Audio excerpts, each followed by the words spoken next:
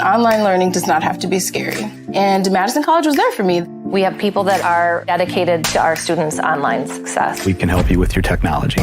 Give us the college try for 7 days. No risk, no worries. Madison College. Good afternoon, folks. This is Robert Chappell, Executive Editor of Madison365, with your daily update for Wednesday, the 30th of December. We'll start with the coronavirus update out at 2 p.m. this afternoon from the State Department of Health Services. Then we'll talk over some other news-ish items as we go here. If you have any questions about the COVID data, which is not terrible today, by the way, just drop them in the comments and we'll get to questions after we get through the numbers here. The good, it's a mixed bag today. Good news and bad news, right? And the bad news isn't all that bad, actually. The good news is that hospitalizations continue to go down. There was a day there where they went up, but they have since then continued a downward trend. Currently in Wisconsin, there are 1,084 people hospitalized due to COVID infection. That's 8 fewer than yesterday. So that's after it went up by 25 on Sunday, it has come down for the past 2 days. So, and if that continues, we'll be under 1,000 in a few days, maybe, if that continues. We'll see. Number of people in intensive care also fell by 5, now to 244. Now, that doesn't mean everything's fine in the hospitals, right? Each of those COVID patients takes up about as much resources as 2 or 3 regular patients, and we still know that there are several hospitals in the state that have critical staff shortages. However, we also know that the alternative care facility in Milwaukee has no patients in it right now, which is really good news. Even it was built for 500, kind of just in case, and the highest it's ever been is 23. But anytime there's anybody at that facility, that means that at least one hospital somewhere is overbooked, right? So the fact that that's down to 0 is actually really good news. The other good news number that we've seen in the continuing to go down is the positive currently active cases, which is now below 29,000. Actually, I'm sorry, it's actually below 28,000. And only about 5.8% of all the cases we've ever had are currently active. And that is a number that has been steadily declining for over a month now, which I love to see. That number has bothered me, to be honest with you. The fact that it went up, it was middle of June, it was 4,400, and it went up and up and up and up and up until it hit almost 80,000. And at one point, 22% of all the cases was currently active. Like 1 out of 5 cases we had ever had was currently active right at that moment. This is back in like mid-November. So the fact that we're down to 5.8%, we've had 477,258 confirmed cases, and only less than 6% of those are currently active. Okay, so that's good. At 28,000 is still a big number, right? But it's trending downward. Now, the numbers that are not so good today, 36 more deaths, which I say that's bad news because it's people dying. But that number is smaller than I anticipated today. The last couple of Wednesdays, we've been much higher than that. And the reason Wednesday is important, the reason that the day of the week is important, is not because people die on a certain day of the week, but because the paperwork, basically, that has to happen for each death to be reported in the statewide data takes several weeks to make it into that data to be confirmed and so on. And that processing doesn't happen on the weekends, right?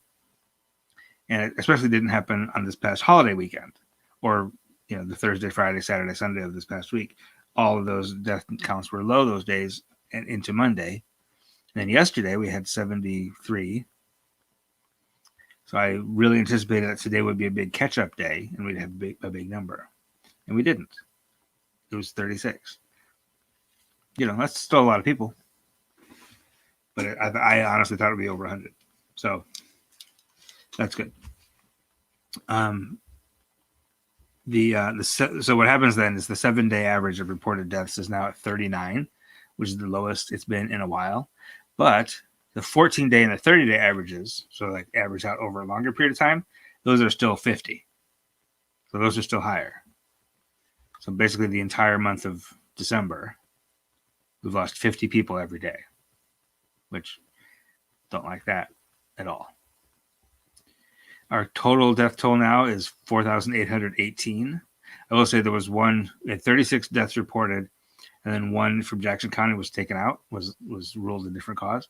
So our total death toll went up by 35, and it's now 4,818. The year ends tomorrow. I still think that when we look back, like in 3 weeks from now, when we look back on December, I would imagine we'll be at 5,000 deaths for the year. But it just takes that long to report them. There's a couple hundred deaths, certainly from December, probably, that aren't reported yet. So still, it's too many in any case.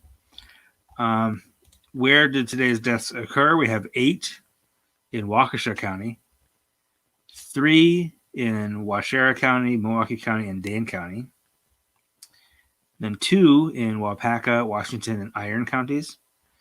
And then 1 each in Walworth, Rusk, Pierce, Marathon, Lincoln, La Crosse, Kenosha, Iowa, Fond du Lac, Dodge, Clark, Barron, and Ashland counties. So those are the 36 fatalities we have reported today.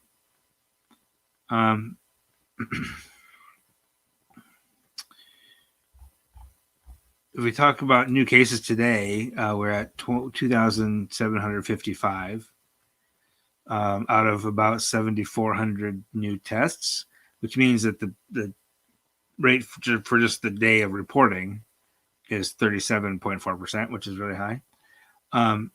One tiny bit of good news: the 7-day positive test rate for all people tested, meaning the number of people tested in the past 7 days at least once, that fell actually from 25.4% yesterday to 25.1% today. Still very high. In the past 7 days, 1 out of 4 people who got tested positive. That's a lot. Now, when you look at, here's the other bad news. When you look at the people, the total number of tests, as many people get tested more than once during the week, right? If you look at all of the tests, not just all the people, but all the tests, 9.2% of those have been positive in the past 7 days. That's up from 8.9. Not a huge jump, but it's back over 9. So almost 1 out of 10, roughly 1 out of 11 people, 1 out of 11 of the tests that were run in the past 7 days was positive. We need that to be 1 in 50, realistically, before we can say that we've really got this thing under control, right? So, again, some measures are looking better. Hospitalizations, currently active cases, even the deaths today. Well, 36 deaths is awful. To give you an idea, on average, 31 people die of heart disease each day in Wisconsin. That's the leading cause of death in Wisconsin. So on average, then that's of course year round, 31 people on average per day. Today we're reporting 36 COVID deaths, and we're thinking about that as a good day. That's where we are right now. Okay, that's not a good place to be. And on average for the past month, we're at 50. So if COVID continues you know, at this rate for a 12-month period, it's very likely that from like say March 2019 or I'm sorry, March 2020 to March 2021, in that 12-month period, it could be far and away the leading cause of death in Wisconsin if it continues the way it is, which there's no reason to think it won't. And then, so those numbers are all looking a little bit better today. But the positive test rates and things are not looking great. Now, big grain of salt with all these numbers is there's just not as much testing happening because of the holiday, which is understandable. And there's another holiday coming up this weekend. So there was a long line yesterday at the Alliant Energy Center here in Dane County. So I would expect to start seeing those tests in the numbers today. I don't know how long the line is today. I would imagine it's probably similar. I think people are kind of taking advantage of this sort of week off between Christmas and New Year's to, take 3 hours and wait in line to get tested, right? That's good. So I would expect to see some of those numbers, and I think that same thing is happening in some other parts of the state. I would expect to see those numbers filter into the data tomorrow, but then maybe not really fully get processed until like early next week.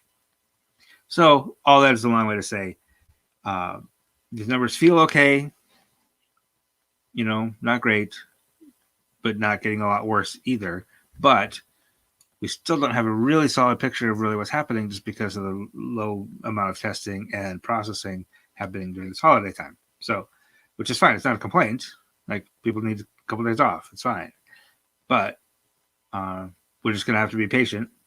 And mid-January or so, we'll have caught up and we'll have a much better picture of what's really happening. It might be better than we think. It might be worse than we fear, right? So we'll wait and see. But again, we're going to keep keep you updated.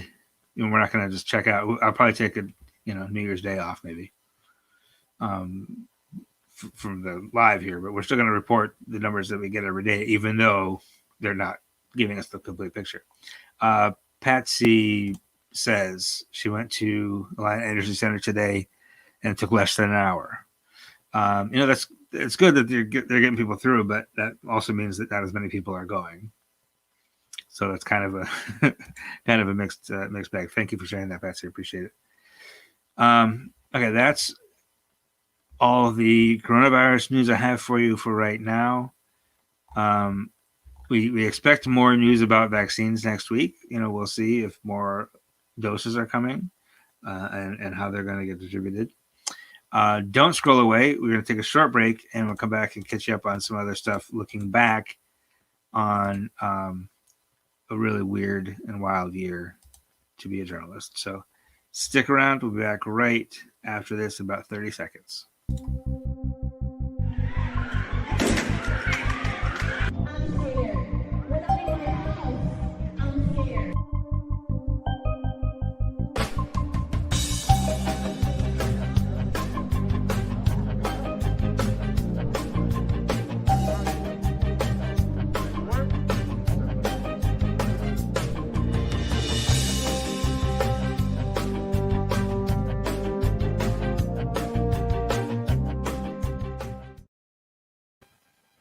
All right. Thank you for waiting. It is our normally we do a sort of a best of the year this time of year just to give ourselves a little time off. And it's just hard to do journalism right now, really, just because people are it's hard to get somebody to call you back to do an interview. There's no events happening. So so we take a little pause often this time of year and talk about, just repost some stories from the year to kind of revisit.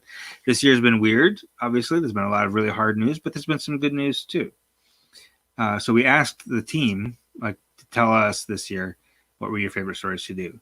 And I spoke with our reporter, Malik Anderson, who does a lot of great work for us. And he was on the podcast this morning. So if you go to Madison365.org/10 minutes, or just go wherever you get your podcasts and search for It's Only 10 Minutes. You can hear my conversation with him about his favorite stories as well. And looking back to even, he chose a couple stories that were like pre-pandemic stories.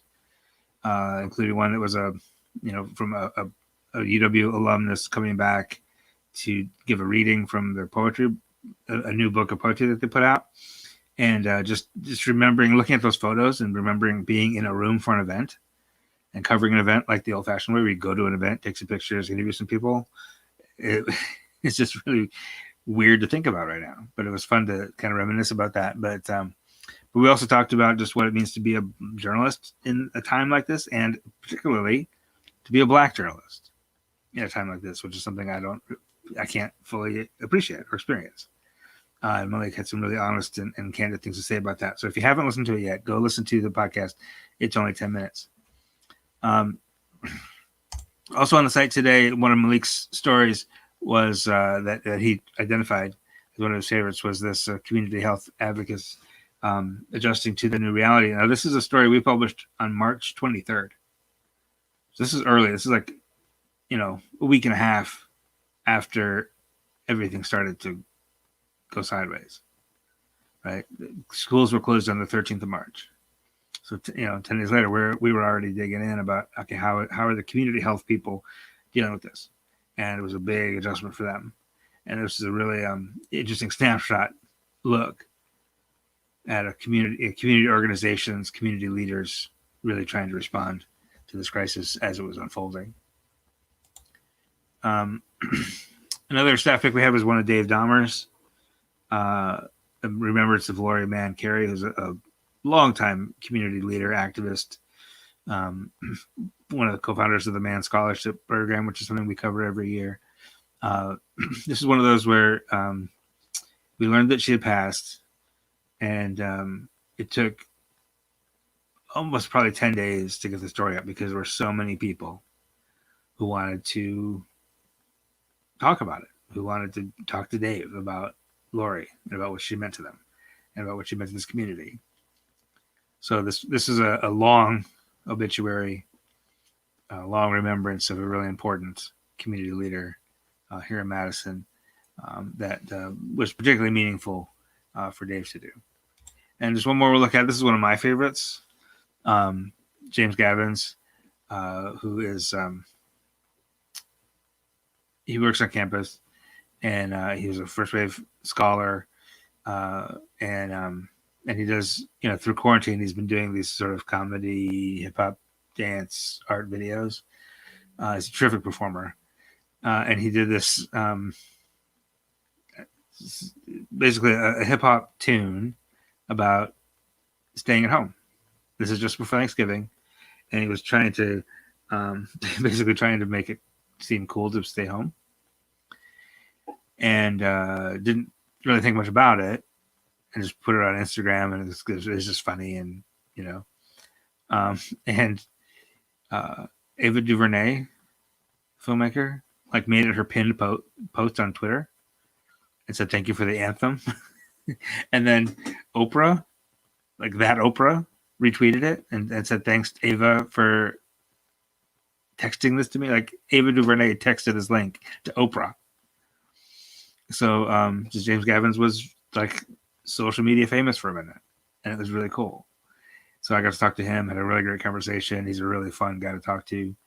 And he very quickly put out a follow-up called Where You Mask At, which was also very funny.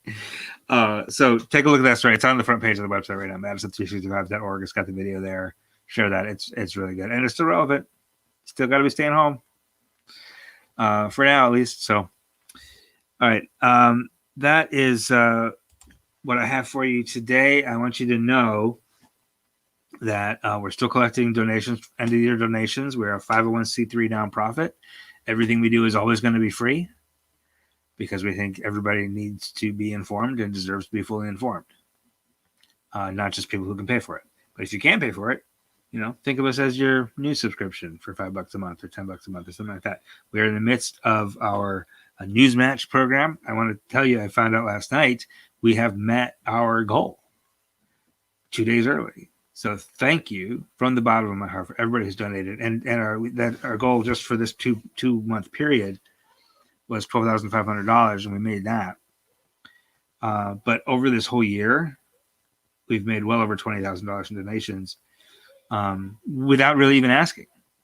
Like you all, our community has just entirely come through, recognizing the very difficult position journalism is in right now, and when the economy kind of ground to a halt and nobody's buying advertisement, nobody's no corporate philanthropy people were all like, we don't know if we're going to have any money next month. So the revenue dried up, but you all came through for us, and that's one of the ways we've been able to keep going. And what we do with that money, most of it, is pay for journalism. Like I talked about Malik, we pay him. He's a professional journalist. These aren't unpaid internships that we do. These are professional journalists, people of color particularly, who are professional journalists, and we pay them, and we pay them pretty well, actually. And your donations help us do that, and help us continue to produce this excellent journalism that you come to appreciate. Now, there's 2 days left in your year end if you need their tax deductible. So go to Madison365.org/donate. Get a few dollars in there to knock off your taxes for 2020. So other than that, I appreciate your attention. Thank you so much for listening along today. We'll see you again tomorrow. Till then, have a wonderful evening. This is 365 Media.